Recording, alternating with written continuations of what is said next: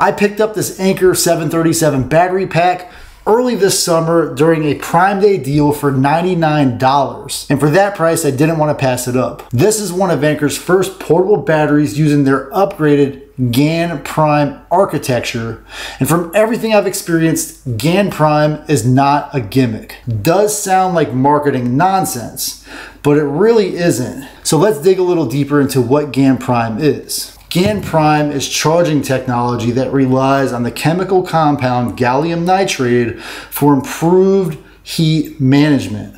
We're all familiar with the phrase Silicon Valley, which is a throwback to the early days of the tech industry, where one of the main elements in microchips was silicone or silicon. Well, gallium nitride replaces silicon in many components of the charging system. The improved heat transfer of GaN Prime reduces the size of charging hardware by around 50%. So although the battery inside is not necessarily smaller, the supporting hardware is. For most of us, that means the overall battery bank is smaller for the same capacity. And even better, charging and discharging capabilities can be much higher than traditional silicon architectures. The 737 boasts an impressive 140 watts of output, and that is the best claimed output of any of the battery banks of this size that I am aware of. This battery bank has a 24,000 milliamp hour internal battery, and it is packed with a lot of features usually only found in larger solar generators. It does not have an AC wall outlet, but with its high-powered USB-C capabilities, an AC socket is not something that is needed for this device. Most portable devices that you would recharge with this battery bank rely on USB-C for getting their power. This battery bank looks and feels big in my hands, and compared to other battery banks, it is a little big. Its design is unapologetically simple. It's shaped like a brick with rounded edges. The 737 has an OLED display, 3 ports, and a single button. But with its 86.4 watt hour battery and combined with its 140 watt output, this is much more than a typical phone charger. The Anker 737 can juice up tablets, cameras, laptops, and other small devices. This gives at least one complete charge from empty to my MacBook Pro that I use for editing videos. And this can also recharge a depleted smartphone between 4 and 5 times,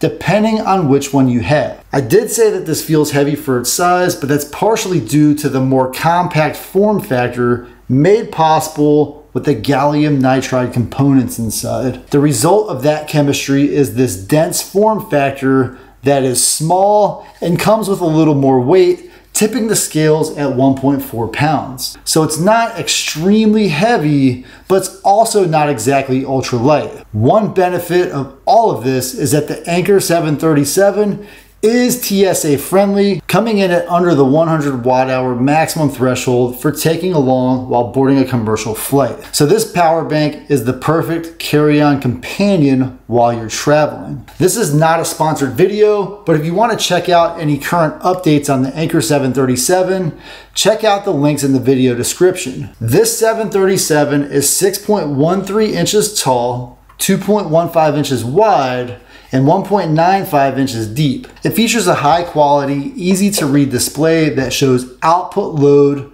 for each port, input power, as well as estimated time remaining for the portable battery to either charge or discharge. Pressing the side button illuminates the OLED display. It is one of the most advanced displays that I've found on smaller devices, but it has one downside that I'll share in a few moments. Tapping the button a second time shows an advanced menu. This menu has the stats for nerd section that I know we all love, including internal temperature, battery health, cycle counts for both the display and the battery, and lifetime total input and output. Now for the downside. This display has an operating cost, which when combined with its advanced monitoring systems, draws power from the battery. This drain pulls a little bit of power when the device is not in use. So I recommend checking the charge and topping off before traveling to make sure that it is fully charged when you most need it. Please tap the like button to help me recharge my batteries and reach my goal of 1,000 likes on this video. Overall, this thing does have an excellent discharge self-life, meaning that I can charge this, put it down, and come back a month later and it still has over 90% of its battery remaining. And I do like to know what's going on in my devices. And this is one of the best presentations of all the details that I've ever seen. However, I never really realized how often I cycle displays like this until I had a meter that told me.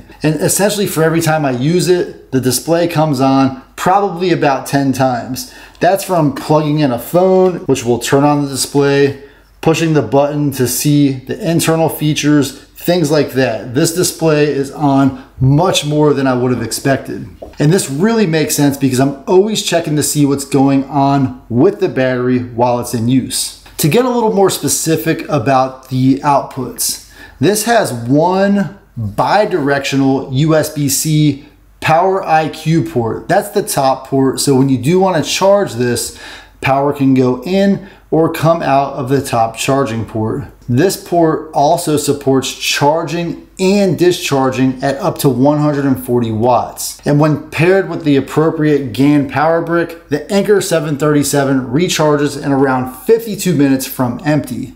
That's a blazing fast recharge speed. This older Anker battery bank takes almost all day to recharge, and that's while using 2 inputs. The 52-minute recharge speed is one of those benefits of the gallium nitride components. Only the top C port supports charging and is bidirectional, while the central C port only works as an output. I would have to say that one of the main benefits of the new GaN Prime is the high energy transfer capability. And because of that, the Anker 737 even allows pass-through charging. That means you can charge the power bank from the input USB-C while simultaneously charging another small device out of this central USB. The total output of this battery bank is limited based on which combination of these 3 ports that you use. Using the 18-watt USB-A jack limits a single USB-C to 100 watts, giving you 118 watts of output. Using both USB-C ports gives you a maximum combined output of 140 watts.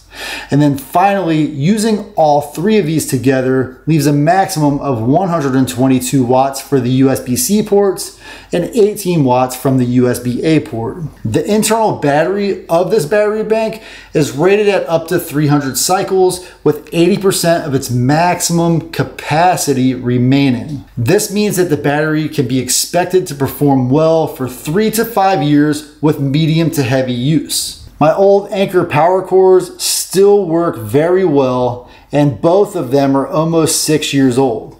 I have used these to recharge my phone, camera batteries, all kinds of things. I've even loaned them to people and gotten them back months later when I went and found them. And I would still use these if I didn't recently upgrade to this one. Well guys, thank you so much for watching. Again, this is not a sponsored video. I might do a comparison between this Goal Zero 100 AC and the Anker 737. This does have the AC outlet feature, and it is a little more expensive, but it has the same battery as the Goal Zero 100 PD, which is essentially equivalent in features to this battery bank. And so if you're curious to see, what the difference between these two are, let me know in the comments. And if you'd like to see a little bit about the Sherpa 100 AC, click on this video and I'll see you on my next adventure.